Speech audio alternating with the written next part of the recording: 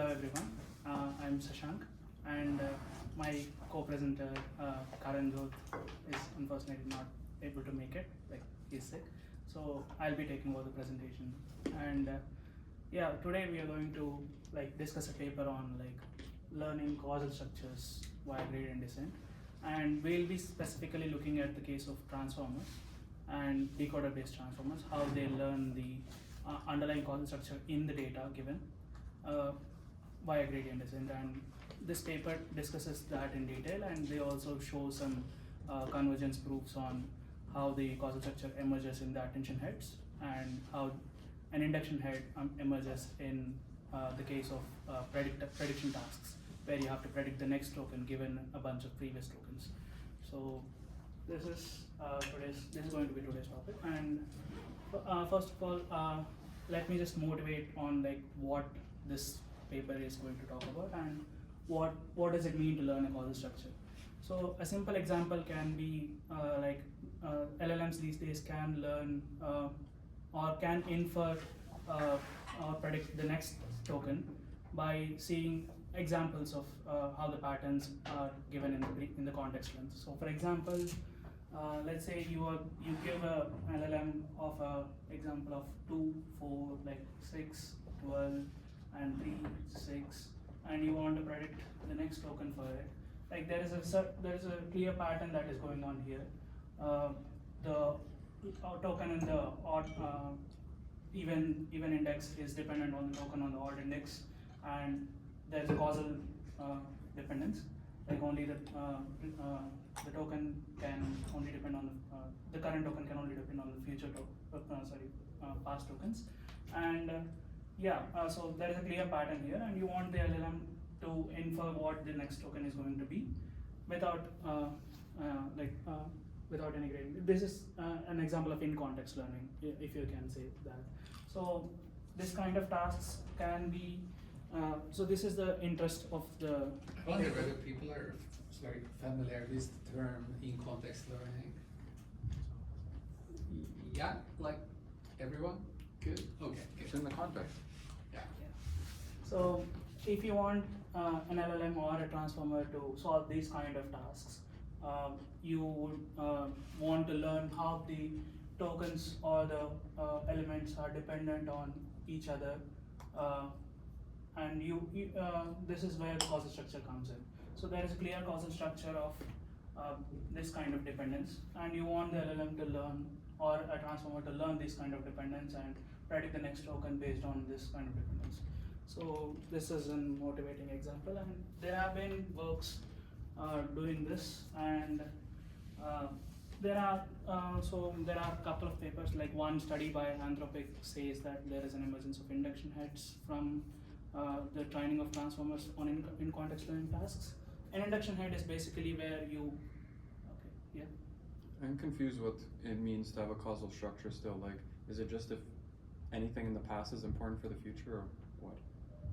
No, I mean, so in the previous example, let's say, let me just write a simple example.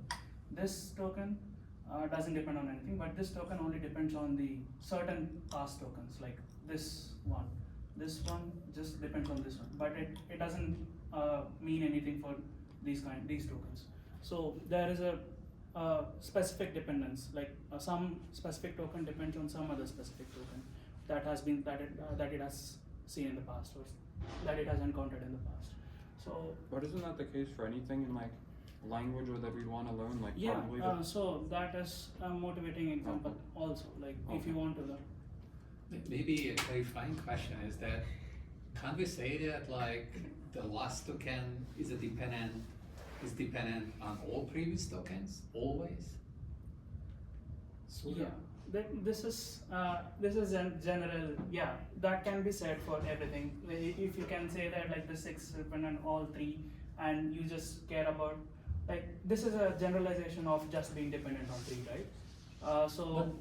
But I mean, like there is some distinctive feature of like, okay, so here the hidden relationship is this like every even token is the previous token's double or something, right? Yeah.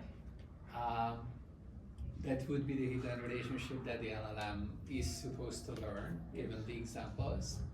And so this also means that 6, like when you look at a position, if the position is even, then you only have to know what was in the previous position, the values of the other positions that preceded it are not going to influence the result, and that creates this graph structure between positions, I guess. Yeah, I mean that is Right. what we want the LLM to And influence. somehow, like, yeah, that's the underlying causal structure that we're looking for. Yeah. That something is dependent on this thing, that not only means that it's, well, that alone determines the output, right? Like that's the exact meaning of it, So it's like when only one previous token determines the output? right? Like, but it That's could what be we're talking that, like, more generally, the US 3 digits are going to determine the next Yeah, output and so on and so forth. But like there is some kind of support thing, or like a subset of all the previous tokens is going to solely alone determine the output, and we are looking at whether LLMs can recover this dependency structure. Yeah. Oh. That. So, yeah, thanks for that. And Yeah. this is what they're trying to explore. And as I say that, like, I just want to mention that they slightly alter the setting a little bit, which I'll go into later. So, yeah, this is a language and this kind of pattern recognition are a motivating example for this kind of work. And yeah, so let me just define the causal structure since we are on the topic. So the causal structure that they are going to deal with is a directly acyclic graph consisting of all the vertices and all the edges. So this S is the alphabet that we're going to look at for the tokens or the word elements. S is the alphabet, and E is the set of directed edges.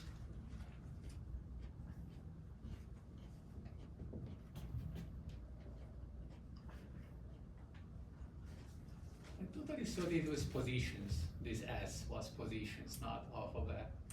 Like, is it really the alphabet? You know, the alphabet is like what holds what you can write at a position. Oh yeah, thanks for clarifying. Yeah, it is true. This is the Positions. Yeah. Okay. Before we get too deep into this. Yeah, this is the position.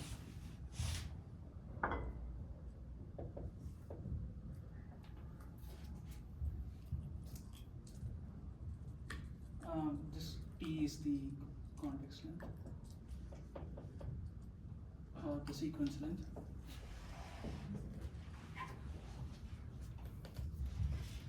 And this ensures that like all the edges follow this criteria. Like the index previous to that only depend, like the index I has only edges from the previous indices. This ensures causality, or this ensures some kind of like temporal structure to the edges. And yeah, so this is the kind of graph that we can look at. Like the previous example follows this kind of graph structure. And yeah, so let me just define some more terms. So P of I is the set of parents. Wait, E is a subset of all these things? Like, Mhm. like, what is this E? Like, what was the meaning of this arrow? Like, E goes into that? Like, what was the meaning? It's It's defined. all the chain? No, not all the chains. It's like some of them? So Yeah. it's exactly a subset of the J-I pairs, that J is smaller than I. Is it for all J depends on I belonging to E, J is less than. So Okay. only the edges in this edge set follow this criteria, but Right. not all edges following this criteria may not be part of this edge set. So So it's a subset, no? yeah, Is it's it? a subset of all the edges that follow this criteria. Yeah.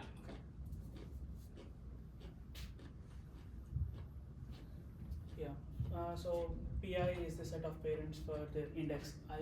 So all the j's that are pointing to I.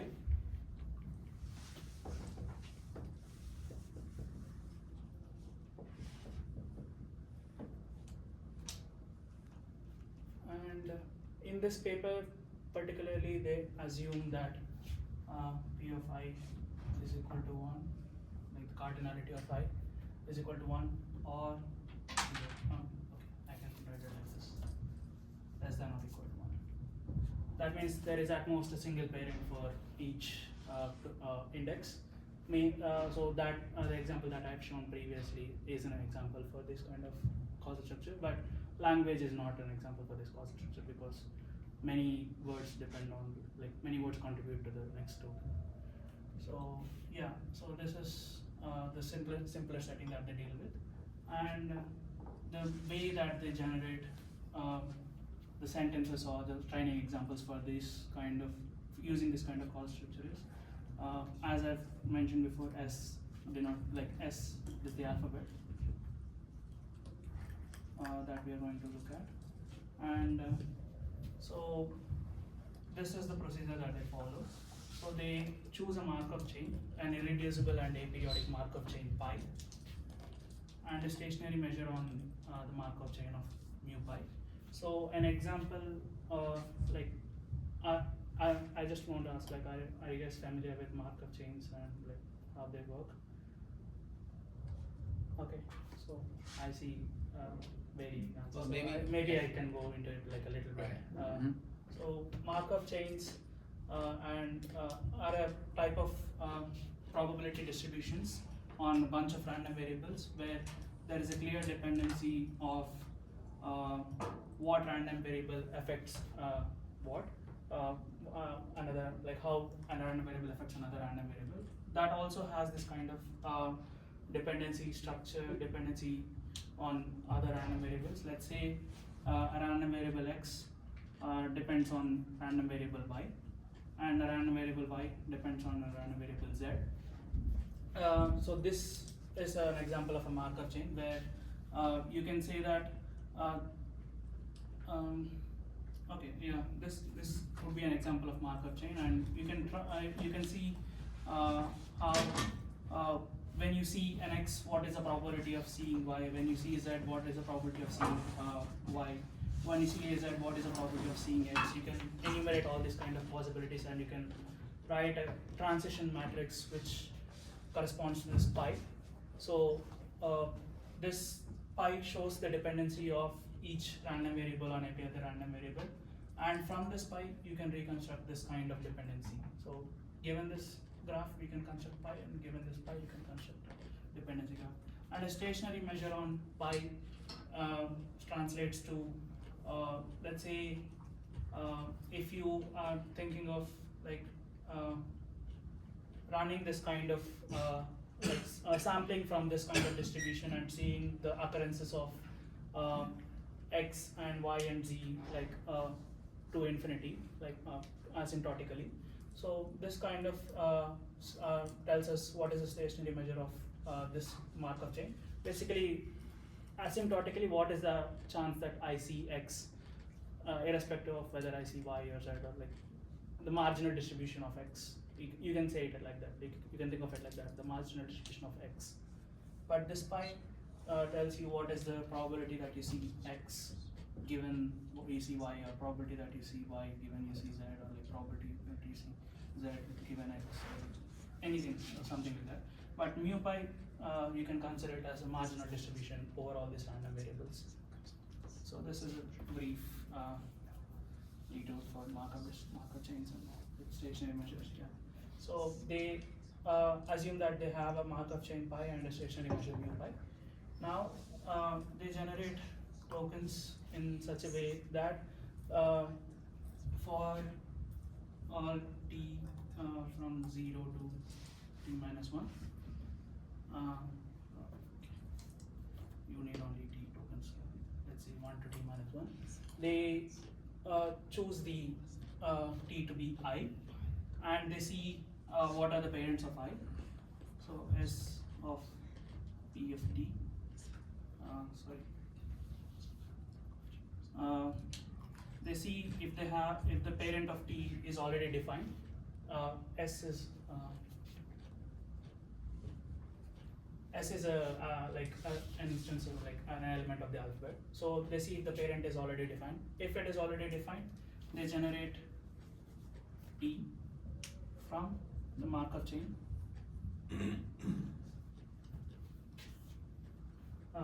Because the index T depends only on the parent. Depends only on the parent, and we have seen that parent there is only at most single parent or a zero parent. But if there are no parents,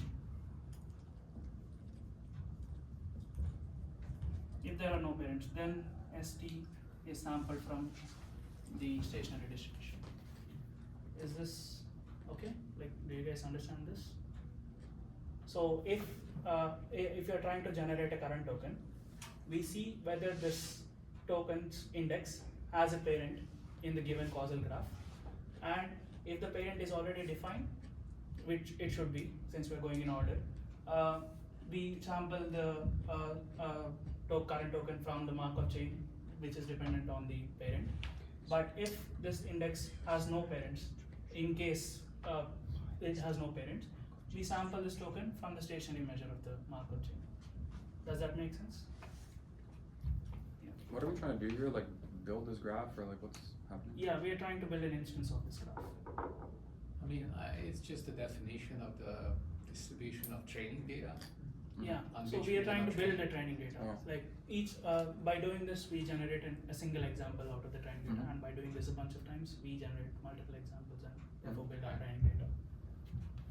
Is that good? I guess like this is I know less than you about this. So we generated T-1 tokens, and the Tth token, since we want to test the capabilities of our transformer or a neural network or an LLM, we generate this uniformly from the alphabet, and we would like the transformer to predict the probability distribution that we would like the transformer to predict this Y probability of generating the next token given this ST. Does that make sense? Yeah? Okay, so this is the underlying causal structure G, which is dependent on the indices, and the edge set on indices is defined this way, and this has this kind of causal property. And the number of parents for each index is less than or equal to 1. This is an assumption by the paper. And once we have an alphabet, we generate the training data like this, and we want the LLM to predict, or the transformer to predict this probability distribution. So the very last thing, it should be a squiggly thing, like Y is coming from this pi distribution, not equal. But yeah, isn't I mean, we want it to predict the probability distribution. We want the transformer to learn the probability distribution of the. But like when you generate training data, Yeah, you show the Y from this pi. Yeah. Okay, so you treat the first T- tokens as the coverage, and then there is a response to be generated. Yeah. And then you randomly generate its state, where the Yeah. state is generated uniformly at random. So no causal structure on the T's position, nothing. Yeah. And the causal structure kind of just messing up the data a little bit, right? In a way, like it makes the learning harder. Like you can imagine, like you're supposed to learn this Markov chain kind of business, and if the causal structure was not there, maybe like you would have like like you have pairs of like an S shown at random uniformly, and then a step from the Markov chain as a response, and you do this like capital T times, and then or T minus 1 time or whatever, and then like the test data is of the similar kind. So that would be a simple example, but this is way more complex, right? Like if the learner doesn't know which predisposition to pay attention to, well, it needs to learn this Markov chain. It becomes much harder to learn the Markov chain. So that's why kind of it's an interesting, interleaved, twisted learning problem Yeah. that is trying to model some aspect of maybe natural language Yeah. or some aspect of the problems that we expect transformers to be able to deal with. That is true. So it's like this synthetic, like somewhat hard learning problem. Yeah. Wait, where are you contrasting it to? The Like you could the case- imagine something simpler, like it's just a supervised learning thing. Mhm. Like you want to learn a y, like the distribution of like the pi. Mhm. So you just want to learn. So if you have seen enough examples of that, you would be able to do that. Mhm. But here the data is somehow garbled. But you have a bunch of extra like past kind of data. Yeah, Like, yeah. basically So here is my next question. So it seems like the first step was that you're generating a pi Yeah, from a assume we prior, have a pi. from a like it's not a fixed pi. Every training example is going to be a fixed pi, but it's a different pi. Yeah, they It do is. that. They have a prior over all the Markov chains and they generate a random. Right. I just want Markovs. to like Oh, that's changing. make it think that this is a complicated thing because every training example is generated from a different Markov chain. Yeah. Oh. The only thing that's invariant between the examples is this graph structure, which they call the causal structure. Uh-huh. So that's invariant. Even if you knew that, like maybe you can, like use that structure to kind of figure out something about the Markov chain. But if t is small, then you will be very limited in what you can figure out. So you have to take into account all of these things. Like t has to be big enough, the learner has to be able to kind of pick up in context. It has to use the big training data to pick up the graph structure. Once it picks up the graph structure, then on the new example, it can sort of like calculate the transition probabilities, and then it is supposed to be able to generate from the transition probabilities given the new thing. So it's like a fairly complicated thing. It's like it also in context learning, right? Mhm. Like it's kind of modeling in context learning, like some aspect of it. Mhm. Yeah. If I can just add to that, like the paper also assumes the t to be much greater than the alphabet size. Sure. This We'll get may to help. that, I guess. This may help, I guess. Well, yeah, With the- like, I mean, like, Right. otherwise you have really sparse data. Yeah. It would be trivial to compete with the best learner if t was small, because even the best learner cannot do anything. Yeah. Unless you have. Unless the prior is really strong and like it's just deterministic Markov chain. But like those are kind of ruled out because these Markov chains are supposed to be aperiodic, irreducible, and like all that. So funky stuff. Yeah. Okay. Question? Yeah. Why is the last step sample uniformly and not following the Markov chain? It's like a test.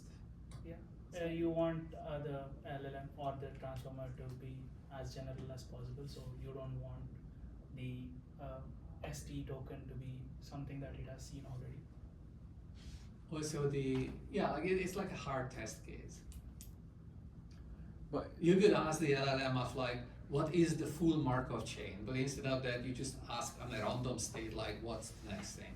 Yeah. it isn't isn't it okay. kind of weird not to ask for it to be from the stationary distribution, because that would kind of match like the It's more like the the- exact learning kind of spirit that like you want, like if the stationary distribution is covering the full state space as Yeah. it should, then okay, with enough data, but still like some sampling probability could be really small, but then Because, like, that if- will be reflected maybe somehow in the result. We'll see. It's like Because yeah, it's it's like- kind of messed up a little bit. Yeah, if you had it with the stationary one, then it almost looks like a supervised learning problem within the Yeah. context.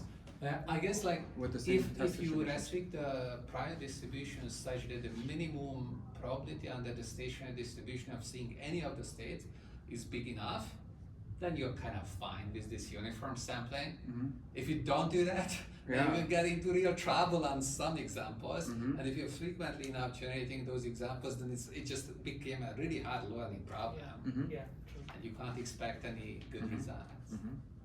Yeah, you want some kind of assumptions on mu pi and pi as well, so Right. that like it can see, like it is able to see enough data so that like it can deal with this kind of case. And yeah, they are trying to look at this kind of case. So I hope this is also another assumption that the paper uses. The T is much more much more larger than the alphabet size, and I hope there are no more questions on the causal structure and the way that we generate the training data. So the training data from this generation would be S of 1 to T comma Y. So this would be, let's say, some n samples. This would be our training data. I mean, you have to have some extra indices there, like they're independent n copies of this. Whatever, like, yeah, it's good. Okay. So they also, so this is the way that they generate the training data, and they also have some assumptions on the transformer that they are going to look at. So first they define the decoder based transformer, which we already know, but they also try to disentangle the transformer where like in the decoder based transformer that we all know, we sum up the residuals and the attentions. Residuals plus attentions. And we pass them to the next head or next layer. Next layer. So this is what we know in the decoder based transformer. But in a disentangled sense, they want to extract as much information as they can, and they don't want to lose the information that they want to retain by doing this summation. So they append the attentions and they append the residuals all the way to the last layer. So if they have like say D layers or maybe L layers, they have they initially start with the dimension of and each data point would be a sample dimension of T cross D, where the D is the dimension of the tokens. They after the first layer they have the dimension of T plus the number of heads in the first layer times number of heads in the first layer times the T T times D something like that. So like all the dimensionality keeps increasing as we go down the transformer, and at the end they have a really large output layer. Wait, they actually train this thing, or they're talking about theory or what? They do train this, so they look at the simple examples of like having two layer, each layer has a one head transformer, and they also look at 3 and 4 layers as well. But yeah. What was the justification again? So as I said, like they don't want to lose the information to the summation. So summation may overlap some kind of like information that they want to retain, but disentangling them so they don't lose the attentions or the important attentions that they want to retain. Yeah, that is the justification. So they disentangle the transformers. I guess I just asked because Chavo seemed to emphasize that if the dimension is big enough, then it's rich enough that adding you shouldn't lose structure, and things will be orthogonal enough, and it should be fine. But now we're doing this appending thing, and like I guess what I'm asking is this something that people actually do and find that it helps a lot? Like, were they trying it without it and it didn't work, or what? That I'm not sure, but yeah, they do seem to have tried with the decoder-based transform, since they specifically start with that, and they try they justify the disentangling by this information bottleneck that they want to overcome. Okay. So I missed the whole thing. Like the hidden dimension, Huh? like when we have a hidden dimension B, and then you can explain. okay, yeah. So let each data point is like the T is the context length and the D is the dimensionality, the hidden dimension of the I don't know, like The I don't know the workspace. terminology hidden dimension, but yeah, this would be the token embedding dimension. Exactly, embedding. Yeah, embedding dimension. So what we expect in a decoder-based transformer is this gets retained over all the layers, and the residuals get added to the attentions, and the attentions also maintain this kind of dimensionality. Yeah. But in the paper, they instead of summing up all the attentions and residuals, they append all the residuals and attentions to each other. So the dimensionality keeps increasing as it progresses through the layers. How many layers are you gonna use? Yeah, in the paper they used a 2-layer transformer That for doesn't the, matter. for the main part of the paper, and they That doesn't justified for the multiple parents case where the P is not less than or equal to 1 for like 3 and 4 layers. Yeah. Then it doesn't matter. It's Yeah. like with net constant factor the same. Yeah. So yeah, this is what they do. And once they disentangle the transformer, they run this naively on the transformer using gradient descent, and they observe that there are some redundancies in the attentions that the transformer learns. So let me just write the redundancies that they show. So consider the setting where there is a less than or equal to 1 parent. So they use a 2-layer disentangle decoder-based transformer with So what's the meaning of disentangle? appending the attentions and residuals rather than summing them up. I see. Yeah. Why is it called disentangling? I don't know. Summation loses some of I see. Like the entangling Yeah. is avoided. Yeah. That would come from the semi. Yeah. It was not very clear first, but as Okay. the justifying is like that. 1 per layer transformer, and they train on this kind of data. So they show that for the first attention layer, so they also define the attention in a different sense where they combine the query and key matrices into one matrix, because we do an inner product of like if x is a data point, x multiplied by q, and q is multiplied by k transpose, and k transpose is multiplied by x transpose, right, in the attention matrix in calculation of attention. So they combine this q and k transpose into A, and they call this attention matrix, and they absorb the value matrix into the output weight matrix where they do the so they have this kind of output layer, and they absorb the value matrix into this output layer, so where this has gone through all the previous layers. So this is the output of the last Lth layer, L minus 1th layer, and this would be your output. So I this- don't know what's absorbed there. What is absorbed? the value matrix is absorbed into this W. But there's no MLPs with nonlinearity. Like, wait, what? Yeah, And this, Oh, there is no MLP. there is no ML. oh, Okay. then I guess it's okay. So then you can. Yeah. Okay, like it's subtle though, right? Because if you write a weight matrix as the product of 2 weight matrices, and you run gradient descent on, with the product thing versus not the product thing, the losses are different. So it's like, if you can prove something for one, then doesn't imply that the same things are gonna hold for the other. So you do matrix factorization or not. So it's really subtle, like it's a little bit of a cheat. Yeah, I agree with that, and I was also wondering why did they absorb it into this. And Well- the way that they define the disentangled transformer is like this. So I can tell you why. Oh, okay. It makes the math work. Yeah, it does. It really does. It makes the so in the end it turns out that they don't even use the weight matrix in the proof. They only focus on the attention matrices. But I just want to add one more remark. So the weight matrix, since the value matrices got absorbed in weight matrix and the disentangled transformer is defined this way, they also show an equivalence between disentangled transformer and a decoder-based transformer.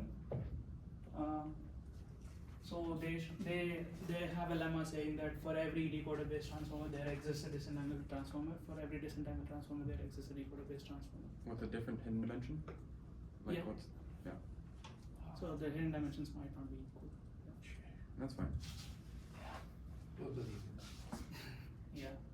So that, and they do that, and as I've Oh, said, like in their terminal, this disentangling means all this trickery that they do, like the QV put together into an yeah, A. QE put Like, together into like A. all of that together All of defines that what they and the mean by residuals being disentangled. appended, yeah. Yeah, okay. Oh. Alright, okay.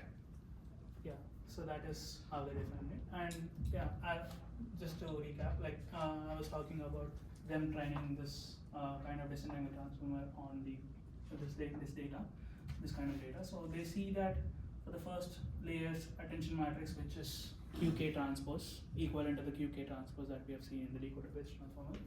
So they see that it actually has 4 components, where this component is of the dimension of S cross S. S is the length, like number of alphabets, and this is S cross T. This is T cross S, S cross T, T cross T. All of these are 0, and this learned the adjacency matrix of the causal graph. So this is what they have seen in the training. After training for this kind of data, the disentangled transformer learns this kind of attention matrix in the first layer, and in the second layer, they see that it is a much bigger. What's going on with the dimensions here? Yeah, like the S and the T, like Yeah. how come that they are I thought it was gonna be like. S plus T times S plus T is the dimension of this matrix? Yeah. So this. How sorry, did that happen? Yeah. Maybe. Like there is a D and T, but there is no S here. Let me just write the attentions like Mhm. that. Okay. Oh, sorry. This X graph is here. And the graph, like how big is the graph? It's T minus 1 times T minus 1? So they consider T to be part of the causal graph as well, but they don't have any parent. The T doesn't have any parents in the causal graph. They ensure that. Mhm. So the causal graph is. But just like what, equals so T. what is the dimension of the data? I think that, okay, like how The many- dimension of the data, like each data point is a T cross D data point, and it has. Well, there's a Y too, Yeah. so we don't care about the Y? We should care about the Y. Yeah, There is but T we don't plus pass 1. it through the attention layer. We don't pass it through the transformer, right? What? You Wait, need why? to That's your training predict- data. Oh, okay, like because there is no, like you need to predict something. Yeah, you need to predict it. Yeah, It comes- it's only comes place up in are the all law. in the output, yeah, Yeah. like, yeah, okay. It comes up in the laws. It's like, is this is the strange word when, like, the input lengths are fixed, although the transformer would allow the input lengths to be different, so every length is T, and so it's a very regular T by D, and so you can talk about this attention rate. And there is positional encoding here. Yes, there is a positional encoding for the disentangled transformer as well. There is positional and a token embedding that they're doing for each alphabet. So they define it like this for each ST. They do this kind of dictionary-based positional encoding and token embedding. So this is a dictionary of S cross D, and this is a dictionary of. Which type of position encoding are they using? They don't mention it. Conveniently not mentioned. Yes. Okay. Still about the cause structure and this attention, understanding the dimensions. So every position needs to know which position it's coming from. There are T positions, right? And so I don't really understand the zeros. I would have expected that it's like it has a lot of zeros in it, Yeah. but it encodes exactly the graph structure. It's Yeah, an it- adjacency matrix Yeah. for the graph. For the graph, it encodes it in this part of the first layer. But like, why is there an S by S, and like, what's the deal with the S? Like, how does the S appear in the attention? Like, I don't No, understand it the is dimension of the. It is an S plus T dimension. Why? Because it is a disentangled transformer. And So in the disentangled transformer, okay, yeah, now That's I a get the concat confusion. In the disentangled- dimension is S. That's a concat. This is what they do in the disentangled transformer. they don't add the token embeddings and the positional embeddings. They append them to. Mm-hmm. But still, like the attention thing is just, like, why do we have the apps? So you do the matrix multiplication over days. Oh, like they're completely separated streams of Yeah, data, yeah, right? yeah. Like they're the position stream, and so you reorder everything. And is it causal transformers or acausal transformers? They are causal transformers. They have a Causal masking as transformers, well. but somehow they reorder the token parts come first, and then come the positional parts. And then still, they have still a causal structure. It's kind of really weird Mm-hmm. Yeah. now that they are not interleaved, but I guess maybe in reality they are interleaved.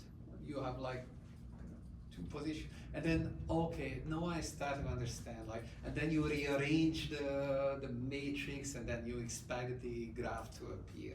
Yeah. I'm like still it's- very confused. Like with S. you know what's going on, right? It's just like really hard to describe. Where'd the S come from now? I'm So confused. in usual decoder based transformer, we sum up the token embeddings and the positional embeddings together, right? Yeah. But in a distant angle transformer, they append these two together.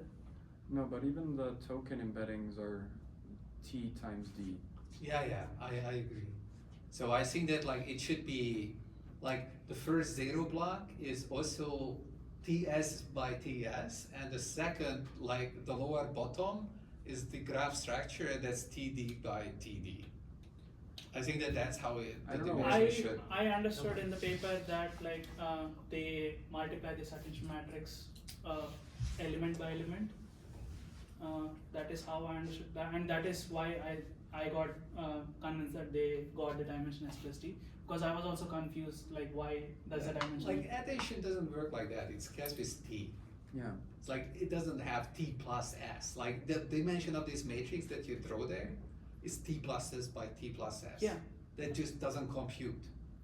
But Because since- you have sequences of length T. So everything has to be a multiple of T. So T by but T is the aggregated.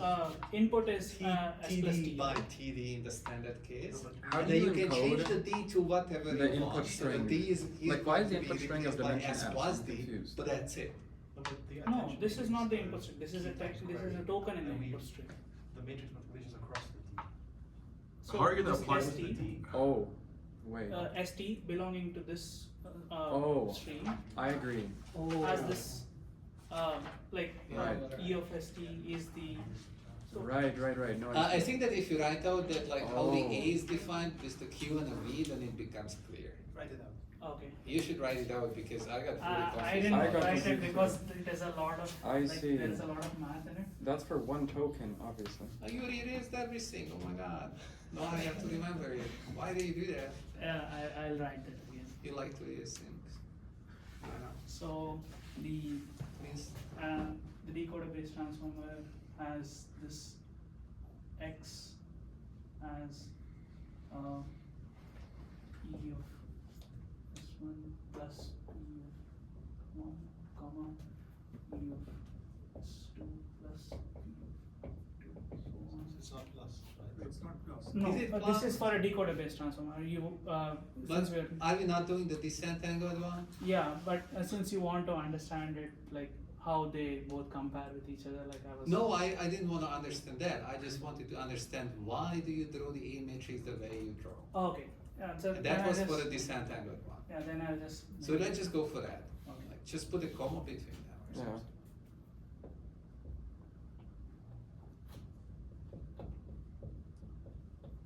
So this is the distant angle transformer's input, and they index it. Okay. So this is the ith layer's output.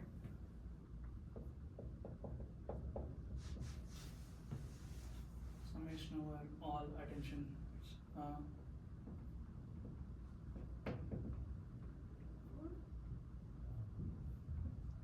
Okay. So h of I is the number of heads in the ith layer. But there is only one. Okay, fine. Let's not kid ourselves. Yeah, so they write it in down like this, and I'll define the attention block again. So the attention block that they define is like this. Softmax of softmax of again.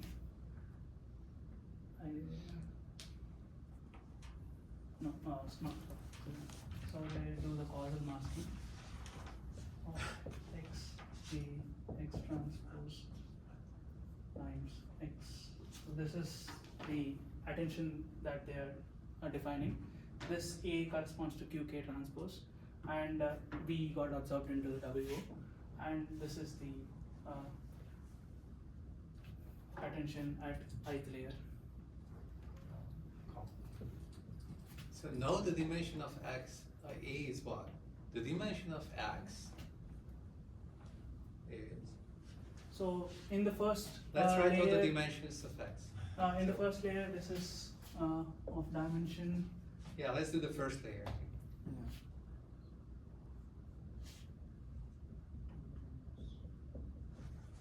Is this E? That makes How sense. did that happen? Because I see T sinks. I see T sinks. I don't understand how that happened. Isn't there another T?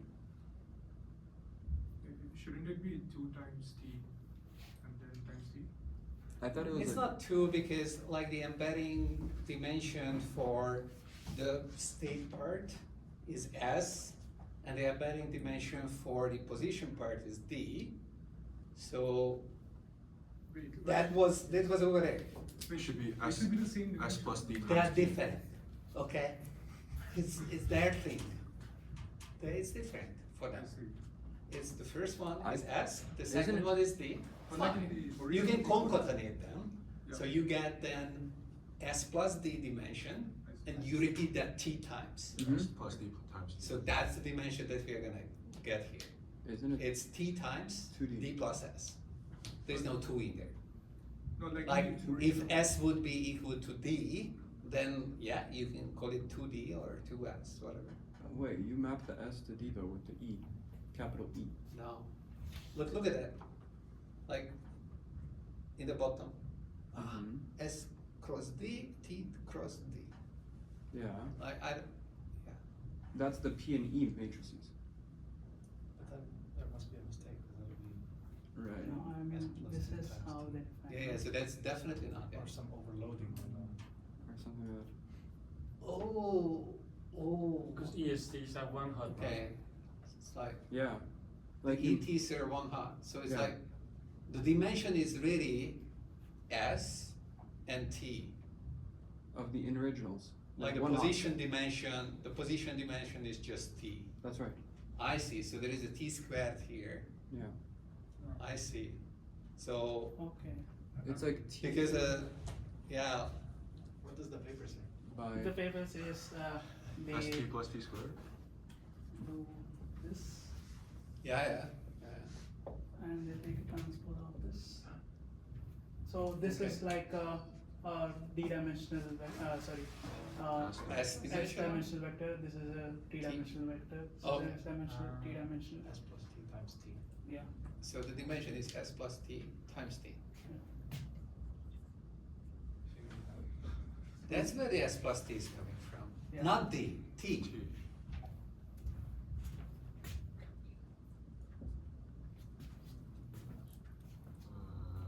Is that right?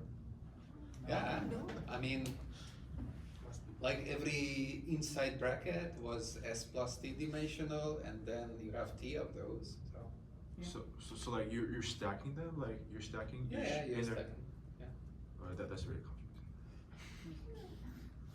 It was very hard to understand. It's PyTorch notation, I see. Maybe. Then the X transpose. So X is now, so this was X transpose with, no, X was this many dimensions. Yeah. And so, yeah, So the result of that calculation seems to be wrong, so it's like it has to be X transpose AX. Or maybe I'm really what you wrote there is X transpose. Maybe they overload the notation, yeah. Or maybe the dimensions, like you swap them, like it's T by S It is plus actually T. defined like this only, but maybe they overload the notation. Yeah, it doesn't matter, like let's just make it consistent. Mhm. And so if X was that, then this is, okay, so then the inside dimension there is S plus T Yeah. times S plus T. So A now can be S plus Yeah. T times S plus T, which computes. Okay, and then now we understand, okay. That's why you have the 0, 0, and then the Yeah. graph structure. Exactly. Okay, I still have a question, which is, why is X taking vectors from RD and mapping them to the original one-hot embedding? Isn't it the other way? Usually you start with the one-hot embedding, EST is one hot now. and then you apply. EST is one not, yeah. EST. You apply a matrix to it, Sorry. Then you get a d-dimensional. you get an S dimensional. It's S times D No. and D by 1. You take a one-hot vector, and you, like if you have a token encoded as a one-hot vector of the alphabet Oh, size, yeah. you get Yeah. a d-dimensional vector. That is true. Like I thought each one should be a d-dimensional vector. Usually you add them, you get. Yeah, but like they choose the dimensions such that like you lose no information. And No, but I'm like saying, everything is orthogonal to each other. What is- No, What is- I understand what what is saying. E This should be subscript? a d-dimensional vector, but instead we are considering to be S dimensional. Yeah, like we vector. simplify it so that it's S dimensional. So- Like you choose the diagonal matrix, like the identity matrix. Okay, that's also it. fine, but what is ES1? So Is the this E1. this should be an S-dimensional vector because Yeah. as Chaba said, like this can be considered a S cross S matrix. This can be considered. So ES1 has already been passed through the embedding? Yeah. The embeddings are not doing anything. Yeah. Every vector is orthogonal. Just use unit vectors, and then you're concatenating. Yeah, you can It's like- replace them with instead of E of S, you can just replace them with E of S. I guess what I'm saying is that usually you take, like, is E of S1 just the one-hot version of the input token at the Tth location? You Right, yeah, can like- consider it to be like that. It This is supposed to be the Okay. one-hot encoding of the Yeah. S in the alphabet. Okay, and then the embedding matrix is S by S, so the second S is like the D, but now we've chosen D to be S, and, Yeah. So we okay. use a very complicated notation. And then the other one's to T by denote T, which would something. never work if we were summing, because the T and S would have to match, but now since we're concatenating, it's okay. Yeah. Yeah. Alright, now we're good. I get you, like this is I agree. very complicated to understand the notation. Yeah, now I can maybe write this.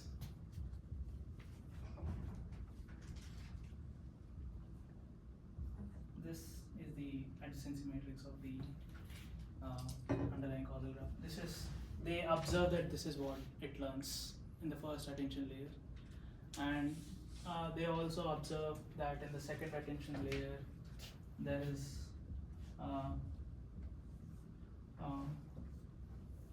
now since this is the attention matrix for the first layer, the second attention layer attention matrix should also be something like this, but since there is a concatenation of the data, it will be 2 times S plus T.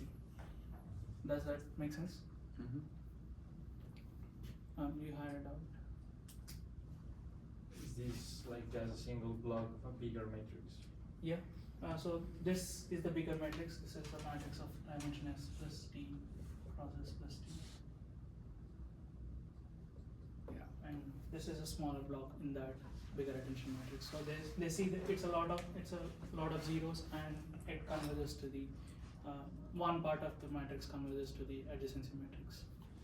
Also, I feel like this attention matrix is a bit misleading, because usually people call the attention matrix like the attention pattern of the tokens on the input and the output, but here this is like what is applied on a single token by token thing, and you apply this on all the things and you get your attention pattern.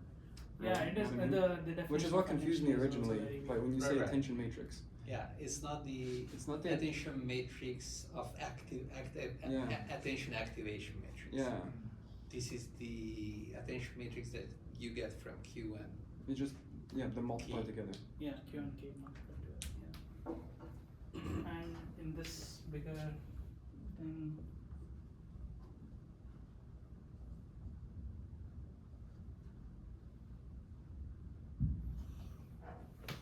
they observe a lot of zeros here as well. And the same thing here as well.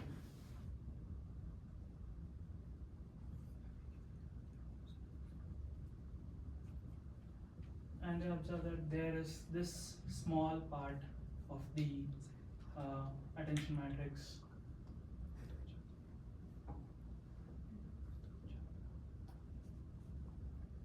that converges to an identity matrix, which apparently helps them to like visualize an induction head on the outputs of the first attention layer. They say that this kind of structure helps the so this kind of structure helps the attention the transformer to attend to the all the occurrences of T to ST that has occurred before. So this is what they say, like this converges to an identity matrix. And there was also a weight vector, a weight matrix of at the output, right? So this also is a very sparse thing. There are a bunch of zeros, and there is an identity matrix in the middle, and there is a bunch of zeros. So they see no value in like looking at this and what it does. So they just focus on these two. So I mean, they acknowledge that this weight matrix allows us to give the output of like since this attends to all the previous occurrences of ST, they say that this will let us like see the occurrences of what ST plus ones are like based on the occurrences of STs, like what is the next token for all the previous occurrences of STs. And they kind of like it says they say it considers the probability distribution, or it takes the max output of all the previous occurrences of ST. So they don't analyze this, and they analyze only these two. And since they see that there is a part, yeah. Maybe clarification question. So the way a human would solve this problem is that you use the training data to figure out the graph structure. Yeah. Once you know the graph structure, then you know that you just have to do frequency counting, right? Yeah. And then that's what you do on a new example.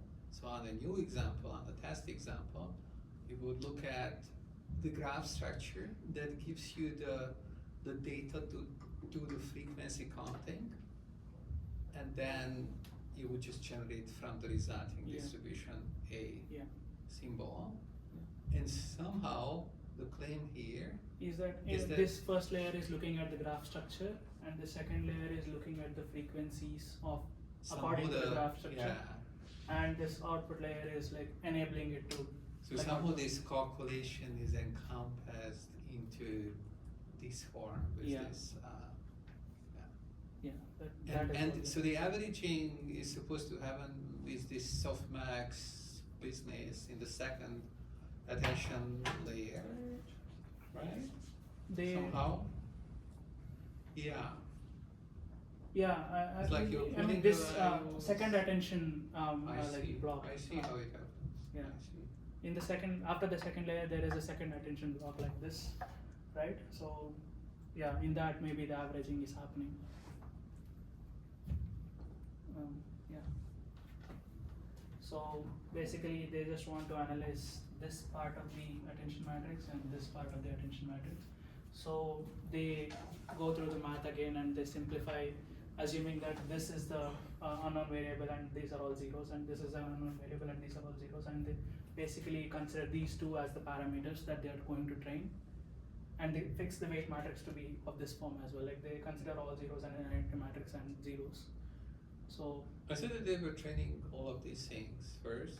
first they did all or train all of these things, and once they trained, they observed this kind of pattern that Right. only these parameters are like being learned by the transformer, everything is just being 0. Mhm. So they just fix them to be zeros and then like learn only these parameters.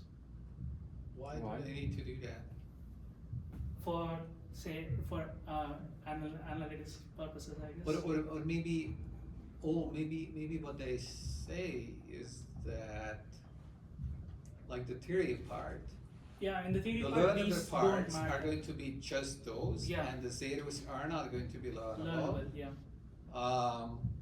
And that further simplifies, I guess, the analysis. It's still Yeah. complicated, but right. So So that's like, yeah, like it took us too long to solve the full problem, so we took this shortcut, Yeah. and here's our solution. Yeah. Okay, So well, fair. I mean, it's complicated. yeah. Okay. Got it. Maybe use Got it. So they say that the simplified form of this model takes this form, where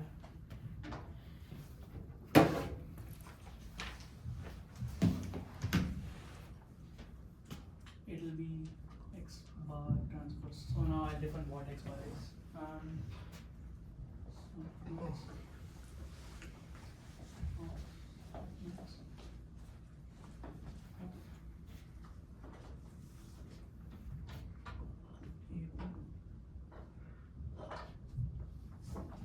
This tilde means that this is the only part that they're looking at. So that means this is a D cross T matrix.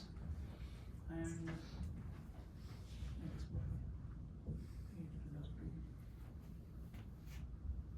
transpose x bar. Yeah. So this x bar means that this is the say like this is coming from this x, where they remove the positional encodings and just consider these embeddings. And Wait, which layer are we talking about? Oh. no, It's- this it's is a- so they go through the math and they consider this a matrix where they only have this tunable parameters and they simplify this equation. So this disentangled attention and they come up with this as the output of the transformer. So Okay. Yeah, the like, transformer outputs this given the x. okay. It's just that- Do you have some clarification questions? Yeah. Like there's the inner softmax, yeah. and the ETL that went into there, and what's the meaning of that? So Oh, it's because of the position encoding doing their thing in a certain way. Once you have this A1 matrix, this is what the computation of the softmax would be anyway, so you can apply somehow softmax without masking just to this A tilde 1 yeah. business. Yeah, And that's equivalent to what would be happening if the zeros were all fixed. yeah. I see. And so, okay, Right. like So- the A tilde 1 dimension is T by T, T by T. This is T by T. huh? And this is that's what it is. And what, so the softmax transform is not masked anymore? It doesn't need to be? It doesn't, or, like, it needs to It be. needs to be, yeah. It needs to be. But luckily for us, the graph structure is such that, It is called. like, the masking is compatible with other Yeah, graph that- structures, so Yeah, so nothing is for the rest of the destroyed. paper, they actually remove the masking, but they, Yeah. yeah, the different definition involves Right. masking. What How is about it? the other What is softmax tilde? masking?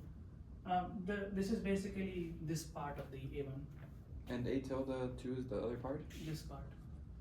Yeah. What about X tilde? Oh yeah, so x bar is just basically u plus 1, u plus 2, Without the positions. and this t. And this is x bar of 1, this is x bar of 2, this is x bar of 3. And then A tilde 1 doesn't need to do anything with X because it's just the edges. And Sorry. like A tilde 1 doesn't multiply any X's. I mean, it is, after undergoing softmax, it is getting multiplied with x, right? Oh, I mean internal. Like if you look at the soft, it's like the mask of X transpose AX. Oh yeah.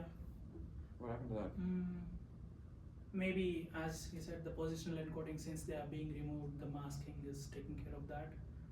Like once you remove the positional encodings from the X, somehow like they can come out of the masking.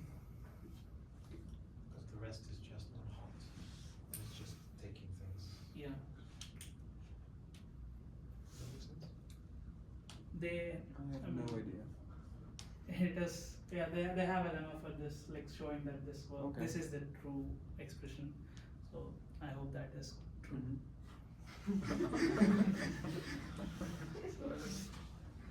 And yeah, with this at hand, like this is a simple training problem, right? Like you have a bunch of like simpler computations to do on the learnable parameters, and since this is equivalent to the transformer that they are looking at, the disentangled transformer, they just basically analyze this and how it how it is in terms of like gradient descent.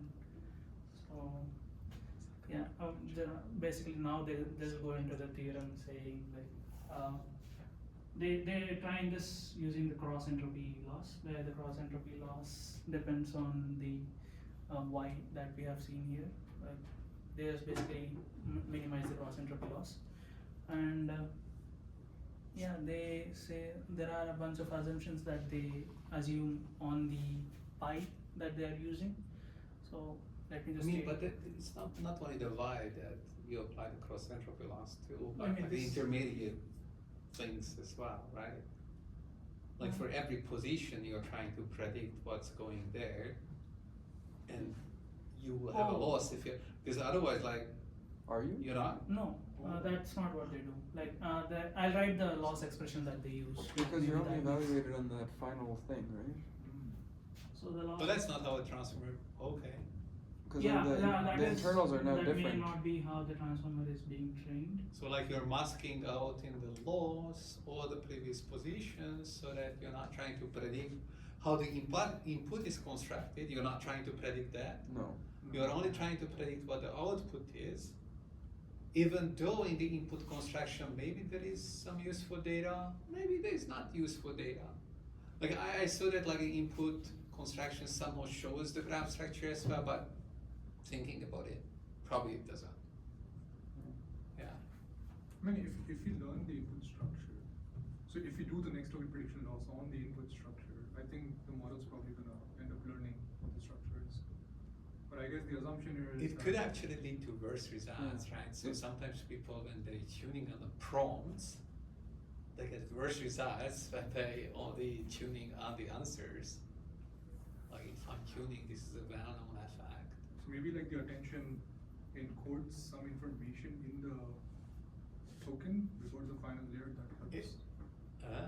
Mhm. How is that relating to what we So discussed? like not training or not doing the next token prediction loss on the full input, just using the token before the The final. fine, yeah. So the attention kind of encodes all the information in the final token.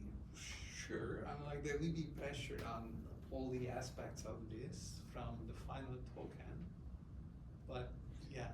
It also Okay, so I guess it's a parenthetical note that you could think that you're gonna train on even the prompt part, the input part, Mhm.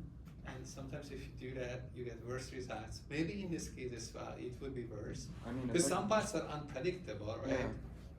And most of the parts are unpredictable, so maybe it would just like mess up things. I mean, even the Massively. distribution's different. The task is kind of different. Yeah. So it's like it's good that they're avoiding that because in hindsight, Yeah. that would probably mess up things. I mean, clearly, if you were doing it for something like multiplication, you wouldn't want to train on the input, you know? Right. Predict the next digit. Yeah. Yeah. Sure. Okay. It's a Yeah. good idea. So this loss says that they are not looking at prediction of every next token for a given token. Like, so they just care about the ST, Mm-hmm. then like or what is next token for ST. So yeah, that as you said, like they are not trying on every pair of tokens in the input. So yeah, that is what they're doing. So basically, they have converted this to a supervised learning problem, I guess. So this pi is just the y. No, pi is the Markov chain. Like they are, since they are choosing a new Markov chain for every example generation. Yeah, but that times that t is just y. Sorry. Hmm? Well, this pi here. Yeah, I mean, for a sample it is pi, but you have you have a bunch of pi's that you're going through, right?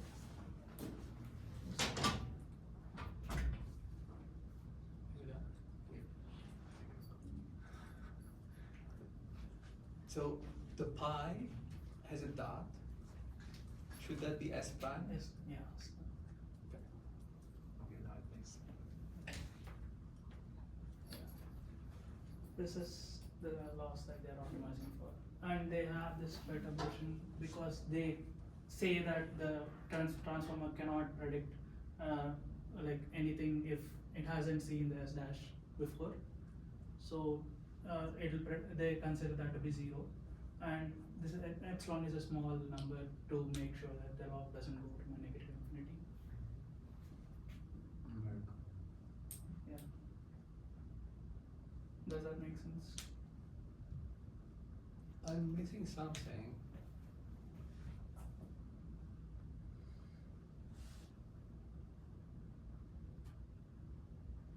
Yeah, usually, like the transformer output is a score, and then you take a softmax over it. That's really the output of the transformer. Is it already incorporated here?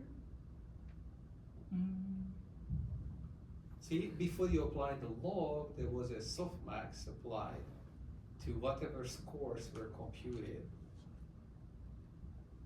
for the various tokens with the embeddings and whatnot. But yeah, so that softmax is only across the examples that it has seen, right? Like in the so if it has not seen that. I'm not talking about that. Yeah. I'm not talking about something very basic, like Mhm.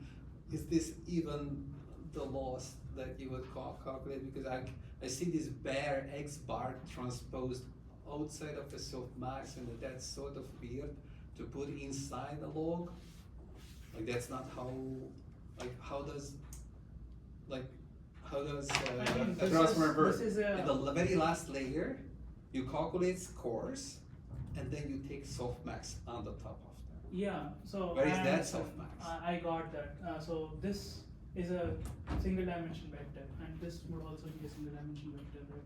So their inner product would be a singular value. So this is a single dimension vector. But like, why are we multiplying with this X bar transposed, like from outside of the softmax? Like, how did this happen? How did the the input moved outside of a softmax? If I look at what the transformer does, X goes in, bunch of stuff happens, softmax is applied at the end. The X is not multiplying from the outside anything. Is it because of the X bar being only like this one hot things?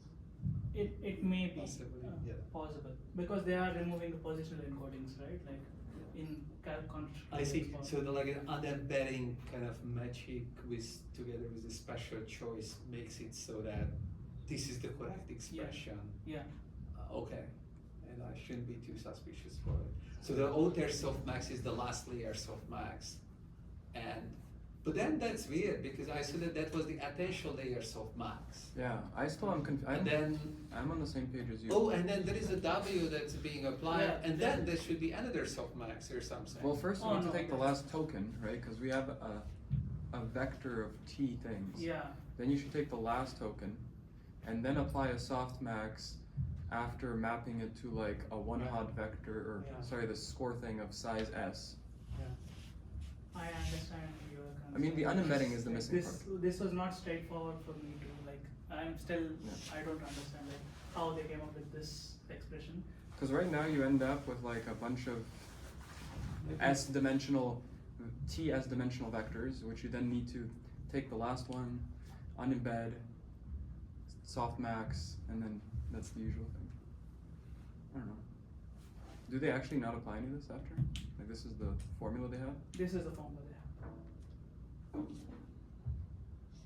I mean, because we're in agreement, right, that like that once you apply that softmax on the X transpose, don't you end up with a vector of size t? I think the dimensions are gonna match magically, but that doesn't convince me entirely that all the softmaxes that I would expect Yeah. to be there are there, but maybe they are there.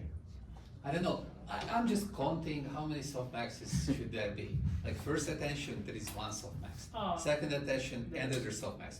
Output layer, third softmax. They don't have an softmax on output layer. It's like It was not there. Like Okay.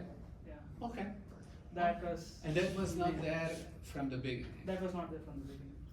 If my weight matrix would give me negative scores, I take a log of the negative score. Yeah, Okay. that is true. I only thought about it being zero, but I didn't think about it being negative. Yeah. But then, I guess we rely on this X bar being just one hot, A tilde being positive. Mm. Because Yeah, so the expression here, the expression works, it gives you non-negative numbers, it's fine, right? Because softmax gives you non-negative, X bar was non-negative by choice. So this all works, but is this a transformer? Yeah, with some squealing of the eyes. Yeah. Yeah, okay. And much more peculiarly, the proof that they have depends mainly on the initialization of A1 and A2. So if they initialize A1 to be not an identity matrix, and if they initialize A2 to be not a matrix that is of the form this, like I of S minus 1 by S of 1 of this process. If they don't initialize it to be like this, and if they don't initialize this to be an identity matrix, this won't work. I mean, the proof proof doesn't doesn't work. Yeah, So okay. yeah, there are a lot of caveats. We're there are taking a lot some of- losses here. Yeah. So what does the theorem say? The theorem basically Exactly. is that. And then proof by construction. I still expect some conditions on the minimum probability Oh, yeah. stationary probability. There are some assumptions for this theorem to hold. Okay. Less than equal to like whatever log p by t bar c gamma. So some c and gamma. These c and gamma are like assumptions, like some characteristics that are related to the Markov chain. So this is the theorem. Okay. And the conditions? Yeah. Sorry. And the proof is this construction. No, the proof involves going further from this construction. They show that like and Wait, this capital T is the same capital T? yeah. Oh. Sorry, continue. So yeah, so this is the theorem, and they also have for this theorem to work. Not only the initialization of A1 and A2 matters, but the way that they train A1 and A2 matters. They have to train them sequentially. So they have to train A1 to convergence, so that it converges to the causal graph, and then they have to train A2 so that from this learned causal graph it can infer this kind of induction head. Where's n?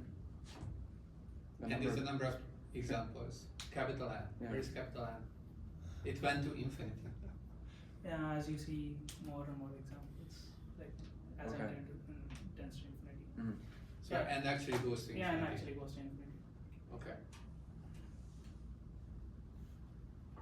So this is Wait, how good is this compared to like it says it's log t over t to the CQ, so it's like the in-context learning problem is solved up to this accuracy, I guess, like that's kind yeah, of the claim. and they also Um, have another out of distribution generalization. No, I was just wondering about like how good is this compared to the best in-context learner, which we can imagine already knows the graph structure and would use the graph structure to do frequency calculation and then would also suffer some loss, Yeah. How big is that loss compared to, that's the That's alpha the loss? alpha, yeah. Where this PF of x plus epsilon, it matches this, Yeah. because that is the learner that you're talking about, right? I mean, okay, so I guess like there is a claim that I can choose the weights for the transformer such that they are matched. Is there a claim? No. Okay, then But like, yeah, I mean, if you consider the loss for the learner that you're talking about, that will be that, right? right, the ideal Yeah. learner. Instead of this, we have this. Yeah. This would be instead of this. We I mean, like you can't even know pi because you only have t examples, capital T examples.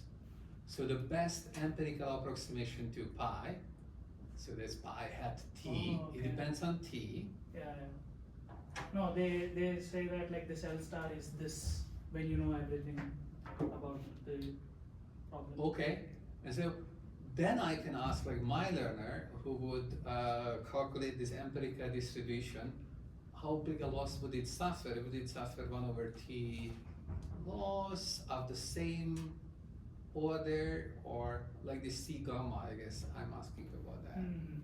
Like what is that C gamma? Mm-hmm. Is it a very small number in this case, or because for my learner I think it would be like just 1 or something. Yeah. I would assume that they don't give any. I think there are like quantities like order of magnitude for C, but gamma is just 0 to 1. Gamma is a 0 to 1 number. Like it lies between 0 and 1. Okay. Yeah. It's a function of the prior distribution, or No, they say there exists some C and gamma. like why do we say C and gamma and then multiply them? Like Yeah. why not just one? No, this gamma comes from some assumptions on the Markov chain. Prior. The prior prior over the market. Yeah, prior over the Markov Okay. chains. Yeah. Then So that is the gamma that is coming from, and the C comes from the universal. yeah. Yeah. So gamma is maybe the learnability. So the gamma translates to the transition lower bound. So they say that like in a Markov chain that they choose every time. So the transition, like every possible transition is always lower bounded by some gamma. So that is where the gamma comes from. I see. I know I really wonder whether for my ideal learner the gamma dependence would show this way or would show some other way. I think it would be just like 1 over gamma, not in the exponent of t. Oh, okay. So it would completely vanish in the order representation. Just for like understanding the ballpark of like Yeah. where are we Oh, okay. compared to Mm-hmm. something that's specialized to this problem. Of course, this is a general neural network trying to compete with a specialized solver. So it's already a miracle that it can do something. So that's good. So yeah, this is the theorem that they state. Okay. And I don't think I have time to go through the proof, so like it'll be fine. The proof also contains a lot of magic, so Yeah. And you said already that like they are also doing the sequentially. yeah, they tuning do the try A it sequentially. one or A to the one. Yeah, and first they then- try A1 so that it converges to the adjacency matrix of the causal Right. graph, and then since this converges to the adjacency matrix of causal graph, it helps A2 to converge to the induction head. Right. Yeah. Yeah. So what's your take-home message from all of this? I think they are like trying to really handcraft a lot of things so that their claim works. Okay. Is that the take-home message? I have a question. Was this the first paper that introduced induction heads or no? No. So what were they trying to do? Like, how did, like, there's I know this induction heads thing is a whole thing that at least I think anthropic people Yeah. talk about.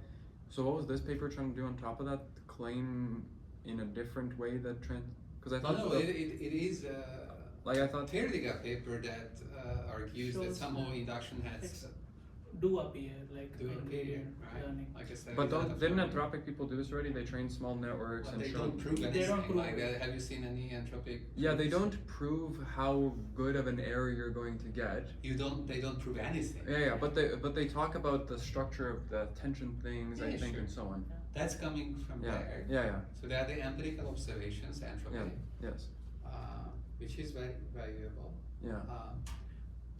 But here, the induction heads appearing, like, can we even say that after we zeroed out everything? It's so weird. It is weird, like Right, not like this considering proof all doesn't these really things. support that induction heads are appearing, right? Yeah. Well, It's isn't not that like it supports that it doesn't disappear. We put it there, but like, okay, induction head means that this is the identity matrix. Yeah, I agree.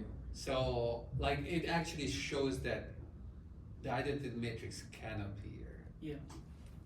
So, yeah, I should refine my claim.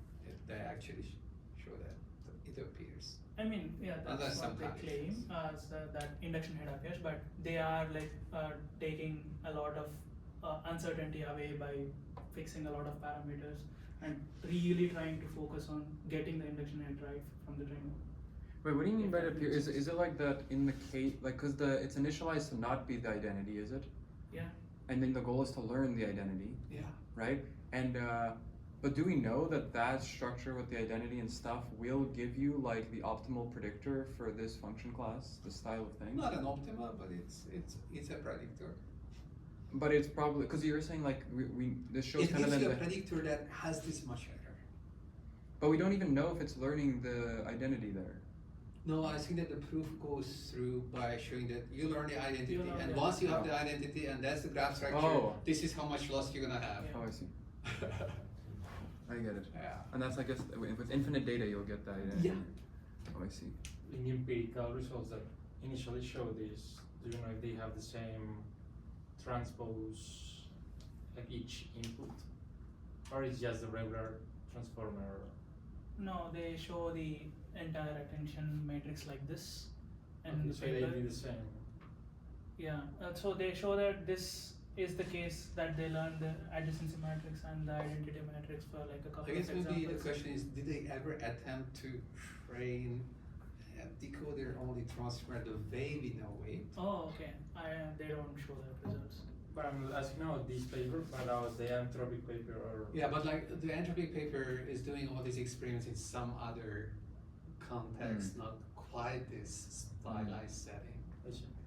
They infer And they the have the- existence of induction heads. I don't think they show the like heat map of the attention matrices and say that okay, this is how the induction head is appearing. But they shows like I think they do some studies on like or tests on whether the induction head exists or not, and they say that with high probability it exists. I'm starting to feel this whole concatenation business is really just for us to be able to interpret the attention matrices, right? Because if it was like summed up, it would be really confusing to decode it Yeah. in some way. Yeah. And maybe to make the proof work. Yeah, that too. Like it would be Make much more sense. complicated. Yeah. I mean, you could use this high dimensional geometry arguments to make it work. Probably it would work, but it's already a pain in the ass, I guess. And Yeah. It's kind of interesting. so your take home is do this, don't do this. I would say, at least as a, in my opinion, I would like to not do this kind of. But is it useful to do this? Maybe because I also want to bring up the example that you have said earlier, yesterday or day before yesterday, because this is not this kind of causal structure is not how the natural language works or many of the examples in real world work, because the causal structure is not usually on the indices, it's on the tokens. The token like Right. yeah, because the word like let's say an and followed by a word starting with a vowel, it doesn't mean that like the previous index is being affecting it, but the token is affecting it. The vowel being there is affecting it. Yeah. Yeah, so it's like that. So this is basically the motivation example that they show is the one that I've shown here, like learning by examples. So that is the motivation for to explore and learn this kind of. But wait, now I'm lectures. thinking in that motivating example, how did the positions actually help you? Because you get to that number 4, and you would have had to actually look at the number and realize that it's supposed to be multiplied by 2 and become 8. Yeah. That's So what that's we the learned. Markov Oh. chain. It's just multiplying. Of course, that Yeah. Markov So chain, that which is multiplication deterministic, is maybe not allowed. Yeah, in yeah, real yeah, world yeah. is I taken guess you care learn by the the prob- MLP. Like if you Yeah, have an MLP that's head true. along with transformers, like that multiplication is taken care by the MLP, but the attention is taken care by the transformers. So Yeah. I see.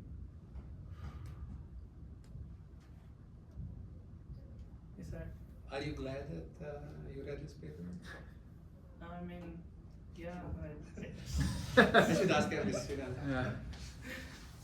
It's okay. It's all right. I mean, I learned a lot about transformers from doing this. I was not very familiar with transformers before, and maybe I am a little bit more familiar now.